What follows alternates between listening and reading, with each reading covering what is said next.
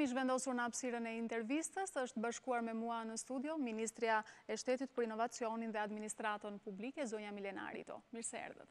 Mbrëma, faleminderit për ftesën. Kënaqësi dhe për mua. Zonja Harito, javën e ardhshme organizohet samiti i Triestes, që vjen në kuadër të procesit të Berlinit. Sa i rëndësishëm është ky samit për vendet e Ballkanit Perëndimor, por veçanërisht për Shqipërinë? Siç ndoshta ata që na dëgjojnë e dinë, procesi i Berlinit është një proces për të ndihmuar vendet e Ballkanit Perëndimor, pra 6 vendet e Ballkanit Perëndimor, të bashkëpunojnë, të krijojnë një zonë të përbashkët, të forcohen në rrugën e tyre të integrimit evropian. Është një proces i cili ka filluar në Berlin, prandaj quhet edhe procesi i Berlinit, dhe jemi në takimin e 4 të këtij procesi. Shqipëria dhe kryeministri Rama ka pasur një rol të veçantë motor gjatë gjithë këtij procesi dhe shpresojmë që në takimin e Triestes, që do të ndodhi pra në javën në vijim, do të miratohet nga 6 kryeministrat e Ballkanit zona ekonomike rajonale, e cila do të përforcojë gjithë bashkëpunimin ekonomik në zonën e Ballkanit, duke na bërë nga tregje të vogla dhe të copëzuara një treg konsistent me 20 milion konsumator, 20 milion persona pjesë e këtij tregu dhe do të na ndihmojë në rrugën tonë drejt integrimit evropian. Çka do thotë do të na bëjë më të fuqishëm? Sigurisht. Çfarë përfiton Shqipëria nga Agenda Digjitale 2015-2020, sepse ky është projekt që do të diskutohet edhe në këtë samit apo jo? Dhe është pjesë e tij. Ne kemi Shqipëria ka marrë, qeveria shqiptare ka marrë një rol lider për të përfshirë në procesin e Berlinit edhe agendën digjitale. Procesi i Berlinit në bazë ka interkonektivitetin e rajonit, pra ndërlidhjen e rajonit në kuptimin e infrastrukturave, sigurisht, në kuptimin e transportit dhe energjisë kryesisht, dhe me iniciativën e Shqipërisë shpresojmë që në samitin e Triestes të përfshihet definitivisht edhe ndërlidhja digjitale.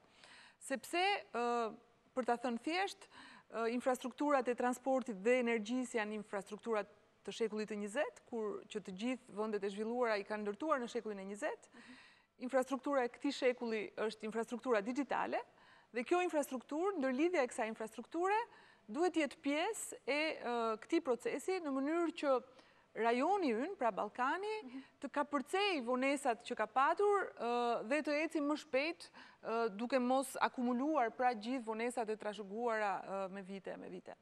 Po përsa i përket punësimit, çfarë është ky sistem në thelb?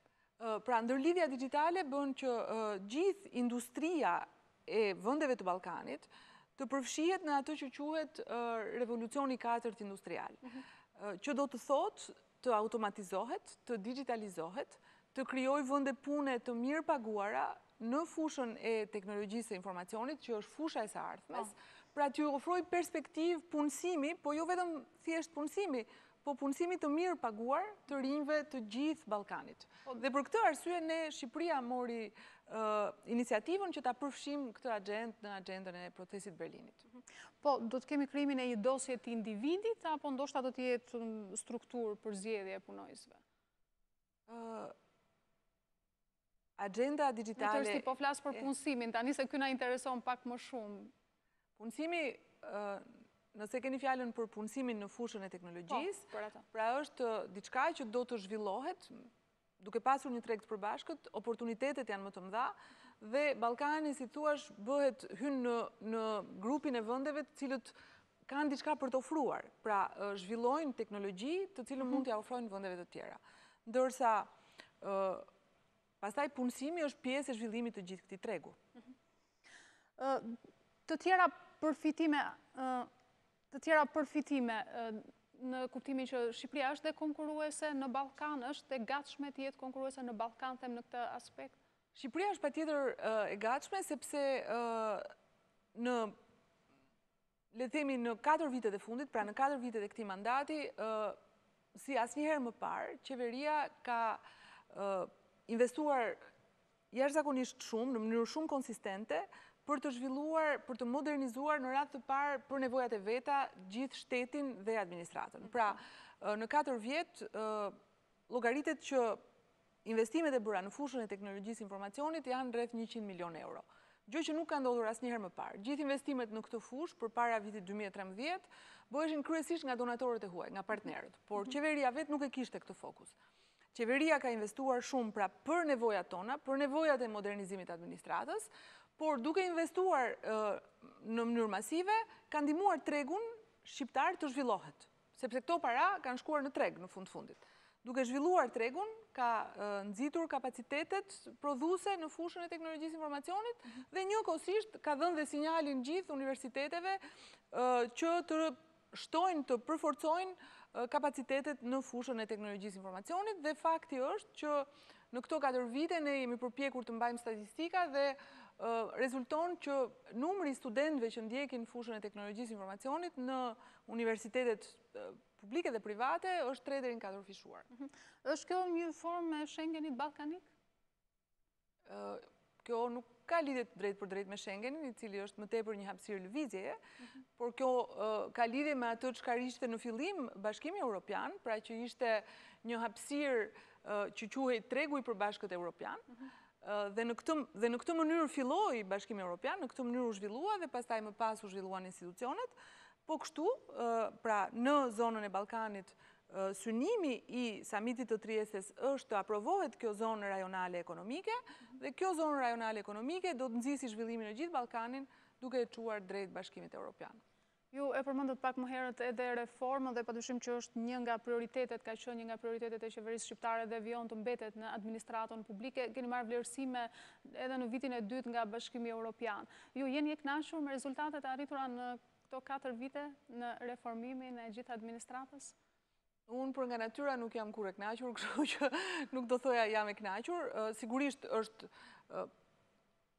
e vlefshme të përmendet që në 2 progres raporte rjesht hapat që ne kemi bërë në reformën e administratës janë konsistente dhe janë solide, por po ta shikojmë në tërësi, ka ende jashtëzakonisht shumë punë për të bërë për të arritur nivelin e duhur në Administratën Publike. Raport progresi ka përmendur veçanërisht hapat që janë bërë në shërbimin civil.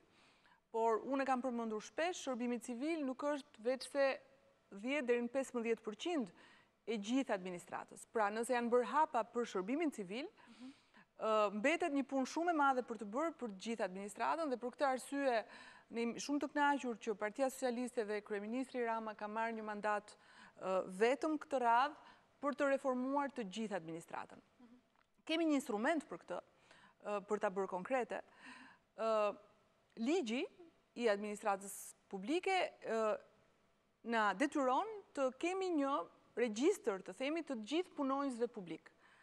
Ky regjistër nuk ka qenë e mundur të plotësohet në mandatin e kaluar, është plotësuar për në punësit civil, për shërbimin civil, por nuk është plotësuar për gjithë administratën publike për arsyet që janë përmendur gjërësisht gjatë fushatës, edhe për shkak se nuk ishim të vetëm në qeveri.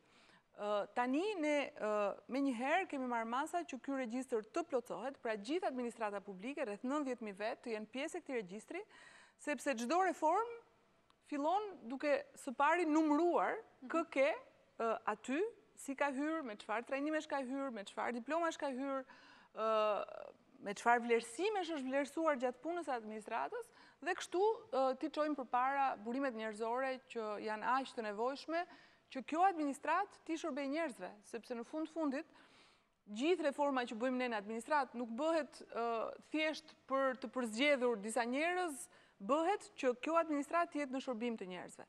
Dhe po të shikojmë në gjithë opinionet që janë mbledhur në këto javët e fundit në shqetësimet që kanë njerëzit, pas reformës në drejtësi, një ndër shqetësimet, një ndër gjërat që i bezdis më shumë qytetarët, njerëzit çdo ditë në jetën e tyre, është fakti që administrata nuk ju përgjigjet ashtu siç duhet. Dhe kjo është mënyra se si do të vijojë më tej reformimi i administratës? Ka shumë element. Ministri pa ka shumë, po cilët janë disa? Reforma ka shumë element. Pra një element i parë janë rekrutimet, trajnimet, përmirësimi i burimeve njerëzore, që është një proces i tërë, i cili ka filluar dhe do të vazhdojë. Një element tjetër shumë i rëndësishëm është digitalizimi masiv, i cili gjithashtu ka filluar, siç e përmenda. Pra, krijimi i instrumentave që gjithë kjo administratë të punojë në mënyrë funksionale, që kur merr një dokument, që kur kërkon një dokument në një zyrë, mos të çojnë nga një zyrë në tjetrën për të marrë dokumenta të tjerë, por ato dokumenta të merren automatikisht Dhe gjitha kjo mbështetet në një digitalizim masiv të administratës, në një modernizim të administratës. Dhe një element tjetër shumë i rëndësishëm është modernizimi i shërbimeve publike, që ka filluar me Agjencinë e Shërbimeve Publike që quhet ADISA, që është hapur tashmë në disa qytete, kemi hapur Tiranë, Kavaj, Kruj, Fier dhe Gjirokastër. Ka filluar pra një trajtim krejtësisht i ndryshëm i qytetarëve në dyert e shtetit, por janë vetëm hapat e para dhe gjitha kjo duhet zgjerohet dhe të përshpejtohet dhe kjo do të ndodhi në këtë mandat të dytë të qeverisë Rama. Do të përfshihen më shumë institucione në shërbimin civil? Jo detyrimisht mund të jetë një nga opsionet, por nuk është ky i vetmi opsioni mundshëm. Rëndësi ka që rekrutimet të jenë profesionale, të shkojnë në administrat ata që e meritojnë dhe që dëshirojnë të punojnë në administrat, kanë aftësitë dhe përkushtimin e nevojshëm, dhe sigurisht pastaj gjithë administrata të trajnohet, sepse përveç shërbimeve që unë përmenda që janë një nga gjërat që shqetësojnë thellësisht njerëzit sot në dyert e shtetit, kjo administrat do të duhet edhe të përballojë çeljen e negociatave. Është kjo administrat që do të kryejë negociatat me Bashkimin Evropian.